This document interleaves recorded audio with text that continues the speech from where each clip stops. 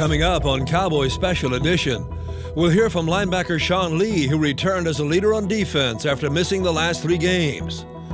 The Cowboys secondary continues to gain experience. We'll hear from 3 rookies who started their first game together as a unit.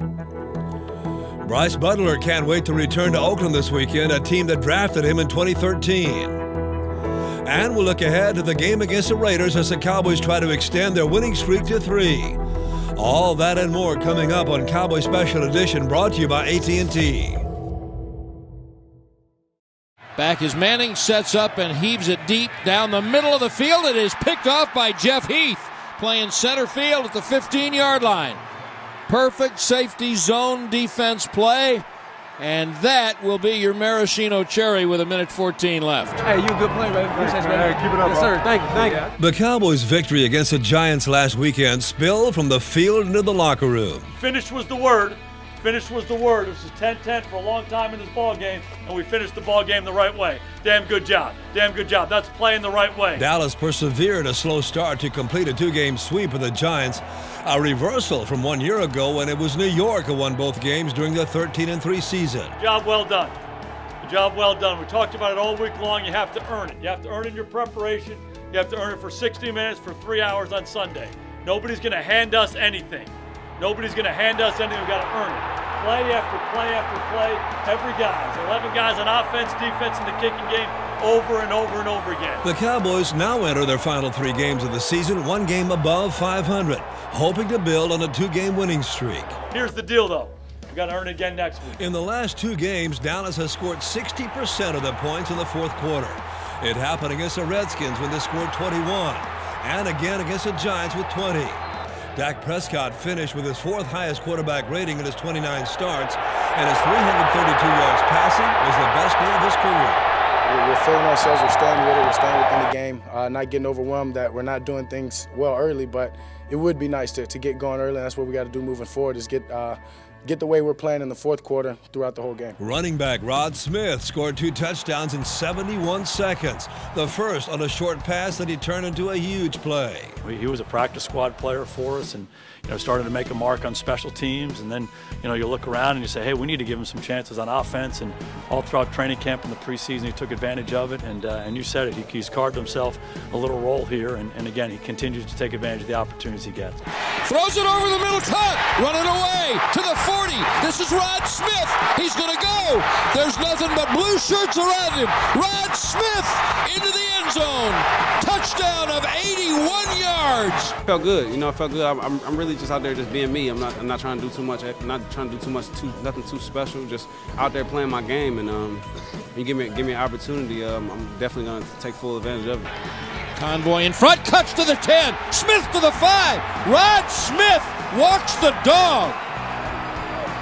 My journey here and what I've been through to get here and to see, and be around these guys in this locker room, it's a wonderful feeling. I wouldn't change nothing. In their last 2 wins, the Cowboys have shown that they have the desire to keep fighting and winning to keep their playoff hopes alive. Those dreams can only be realized if the team closes out the season with a 5-game winning streak. Can't say enough about Dak, just staying with it as a young player, just to have the poise to just stay with it, stay with it, stay with it, know the breaks are going to come. And that's what Coach Linehan just kept saying over there to us as an offense. And it wasn't perfect, a lot to clean up, but good to keep our playoff hopes alive. Nothing's changed from before this game to now. We know where we are, we know what we've got to do. We're excited for it, and we're going to get back to work tomorrow, hungry and motivated. I think, at this point, we're treating it as the playoffs already. We've got to win out to go. So, we've got a couple wins the last couple weeks. Hopefully we can keep stringing them together. Special Edition, presented by AT&T, is brought to you by Ford. Visit your local Texas Ford dealer. Ford is the best in Texas. Geico, 15 minutes could save you 15% or more on car insurance. The Salvation Army, doing the most good. And by AT&T, mobilizing your world. This segment is brought to you by the Texas Lottery. Play the Dallas Cowboys scratch ticket today. It's your ticket for a chance to win big.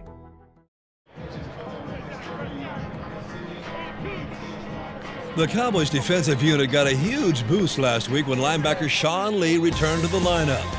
Lee missed the previous 3 games, But when he's on the field, the Cowboys seem to play a different, more focused, and better defense. Well, we've all said a lot about him. He's a great football player, and it was great to have him back in there. And he's so damn productive. He makes plays on the ball in the running game, in the passing game. He just always seemed to be around it, but also his leadership and the impact that he has on a football team is really significant.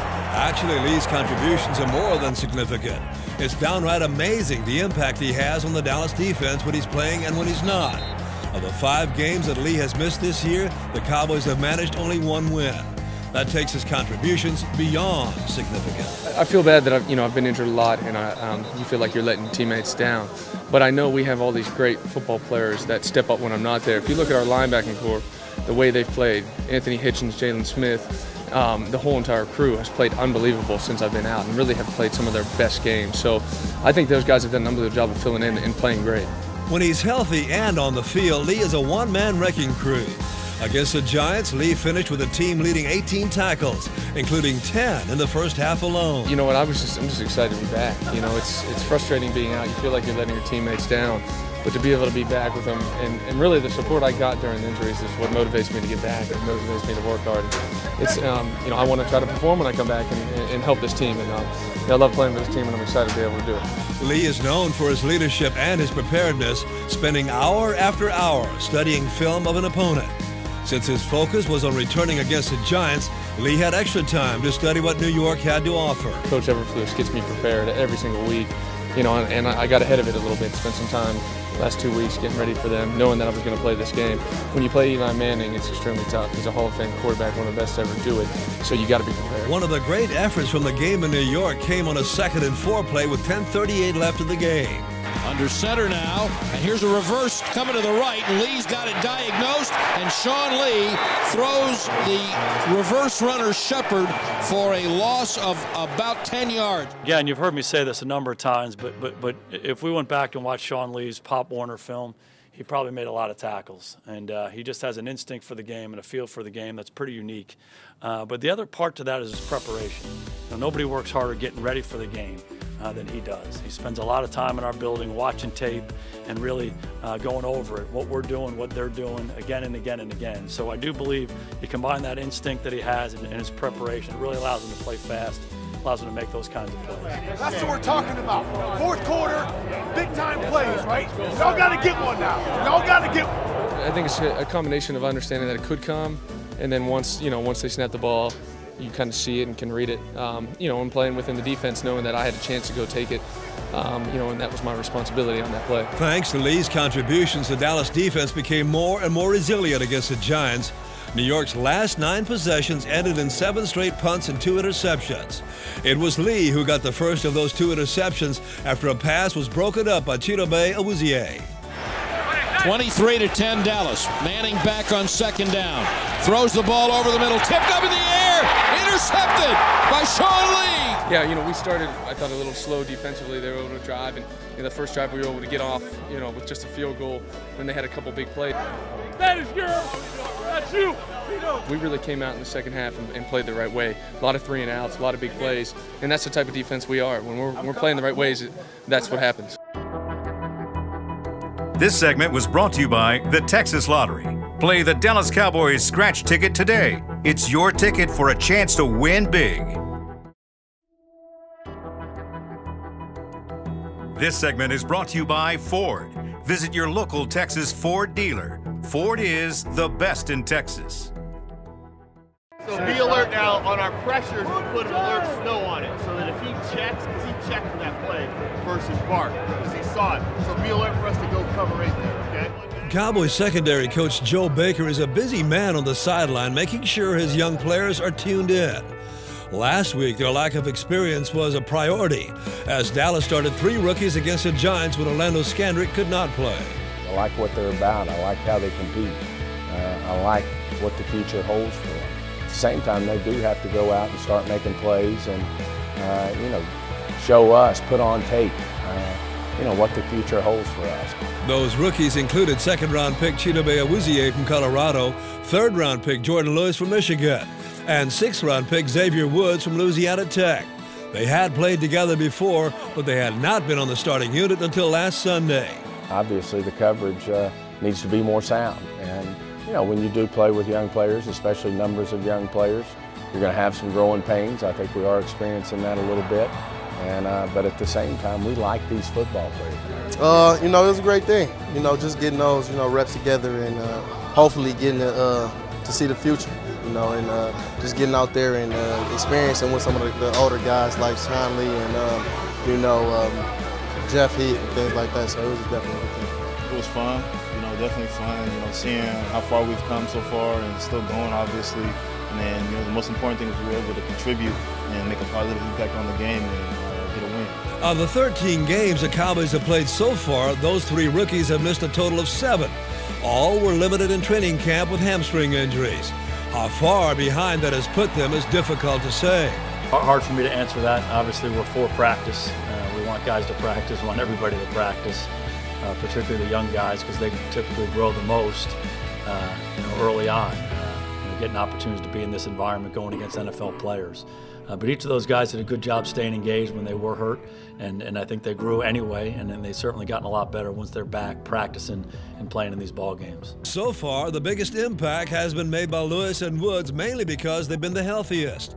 Lewis got the first interception of his career in the second game of the season in Denver when he was forced to play when Nolan Carroll went out. Play action fake, throws it right, intercepted. At the 40-yard line, Jordan Lewis threw it right to him. I wanted to play out there, and I was anxious to get out there and show what I had, but definitely got to clean up some things, my technique, some of my communication things and stuff like that, so definitely not one of my best hands. Since then, Lewis has appeared in 12 games and started 4, invaluable experience for a first-year player. I mean, once you get that, you get more reps and, you're in the game more and your role gets better, bigger. You just think that you have a bigger responsibility, and it's basically the same thing. Just go out there and play football like you've been doing. Woods got the first interception of his career in Week 10 against the Falcons. And back to throw, no rush at all, throws it right, incomplete, and intercepted on a deflection at the 30-yard line. Up and running down to the 20-yard line is Xavier Woods. But I still have a long way to go. I still have some things I need to work on. And as defense, we still have a long way to go as well. Yeah, it just comes with reps. It comes with reps, looking at film, watching practicing, and it's just going to come with experience every day. Awuzie has played in just 7 games, starting 3, and was limited early in the season when his hamstring injury lingered. That changed the last few weeks. I feel pretty good. Obviously, like I said, getting these W's, that's the main thing. When we win, everything's good, everything's happy. People are able to look at their mistakes more objectively and not really, annoyed because we lost or something like that. So I think it's helping us get better, definitely having a positive feeling around this locker room, and, it feels good. Against the Giants last week, it was Awuzie's deflection that allowed Sean Lee to get an interception. He has been playing so well and has worked really hard. And what I'm impressed by is when he was out and he was injured, his focus week in and week out, and it's showing. He's played great the last couple of weeks, and that was his interception. Confidence is something I have. I can't change that. No matter where I'm at, what I'm doing, that's the kind of person I am. So it definitely feels good to get these wins back to back, and playing with such a great D-line, great linebackers, that gives you confidence in itself. But just going out there competing, that's what I love to do. That's why we signed up. So yeah, that confidence never leaves. This segment was brought to you by Ford. Visit your local Texas Ford dealer. Ford is the best in Texas. This segment is brought to you by AT&T, mobilizing your world. The Cowboys' visit to Oakland this weekend will be a special trip for wide receiver Bryce Butler. He was a 7th-round draft pick for the Raiders in 2013 and spent 2 seasons in Oakland before he was traded to Dallas in Week 1 of the 2015 season. The deal was made so that the Cowboys could use Butler as a replacement for Des Bryant, who had suffered a serious foot injury. Looking back, the Dallas-Oakland game in preseason was just a warm-up for a player who likes to have fun with former teammates. It looks like I was talking bad, crap, but I really wasn't. I was just saying stuff that I say here, and the DJ Duffelback stuff. It started there, so they called me Duffel too. So I was just saying some funny stuff. But I was excited for that game. and I'll be excited to play them December 17th when it means something. Well, December 17th has arrived this weekend, and yes, the game means a lot to the Cowboys.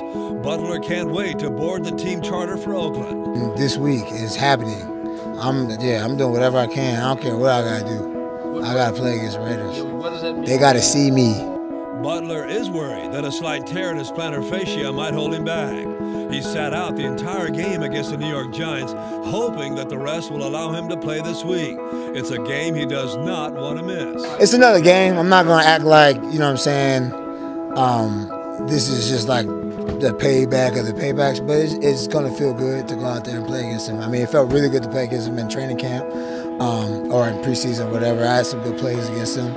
It felt good, so I mean, I just would like to go out there and do the same thing this week.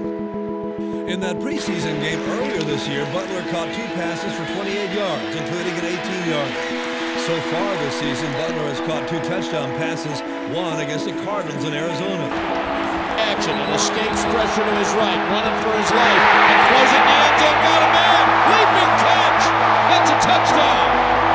That is Bryce Butler beating the man. 1 week later, Butler scored again in a game against the Rams at AT&T Stadium. Prescott flushed out, rolling to his left, throwing on the run in the end zone, and it's wide open for Bryce Butler.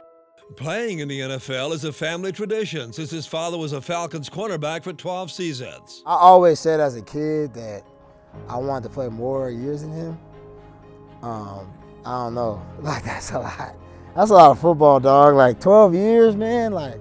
I mean, if it happens, it happens. Like, I'm in my year 5, and it happened in the blink of an eye. Because he spent his first 2 seasons in Oakland, Butler still has plenty of friends and a lot of memories in the Bay Area. Even though he was born in Georgia, he has developed a passion for the West Coast, where many of his friends will be waiting for this Sunday. West Coast in general, yeah, I mean, all my friends out there. But in Oakland, yeah, I talked to a lot of my guys from the team out there. You know, there's a lot of guys that are still there that were there when I was there. Good buddies of mine, you know, that was the first team I started on, so a lot of those guys are like brothers, family to me.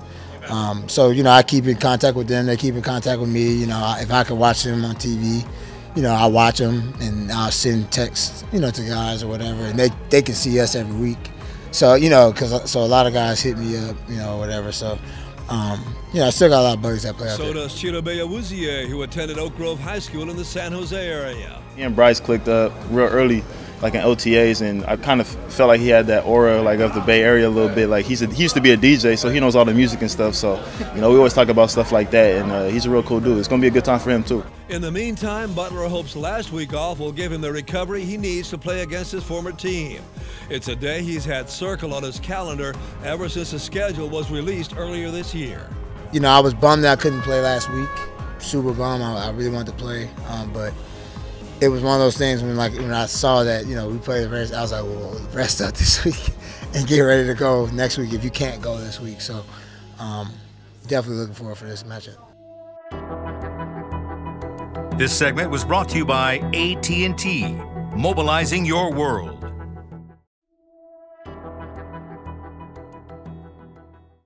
When the Cowboys travel to Oakland this weekend, it might well be the last time Dallas plays in that city. Oh, there's great history and tradition with the Raiders. If you think about you know, what they've done throughout their history, from I guess 1960. Dallas hasn't played in Oakland since 2005 and haven't won in that city since the Super Bowl season of 1995. Both teams had hoped to have more wins at this time of the season. Raiders head coach Jack Del Rio knows that his defense has to focus on containing quarterback Dak Prescott. Yeah, he's a good player. You know, he can do things with his arm and with his feet. They involve him in some zone read things where he'll take off, you know, keep it and take off, and then he'll do some things just scrambling. So definitely a threat, a good football player. Just like the Cowboys, the playoffs are still a possibility for the Raiders. They may have a losing record, but they trail the Chiefs and Chargers, who lead the AFC West by just a single game. I mean, all I can focus on, if we don't beat Dallas, ain't no playoff scenario. So all I can focus on is on our next game, you know, week in and week out. Special edition, presented by AT&T, was brought to you by Ford. Visit your local Texas Ford dealer. Ford is the best in Texas. Miller Lite, the only beer of the Dallas Cowboys. AT&T, mobilizing your world.